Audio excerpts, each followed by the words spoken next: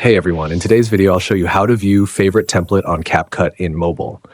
If you've liked a template but can't find it later, this quick guide will help. Let's get started.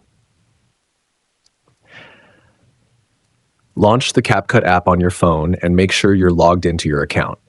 Scroll through CapCut's template library and look for a template that you want to save for later use. Once you've found a template, tap on it to open the preview screen. Below the template, you'll see a heart or like button. Tap it to add the template to your favorites. Now, return to the main CapCut screen by tapping the back button or home icon.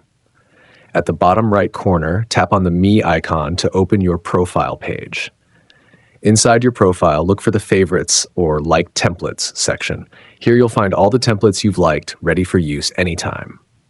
If you found this tutorial helpful, don't forget to subscribe to our channel for more CapCut tips and tricks.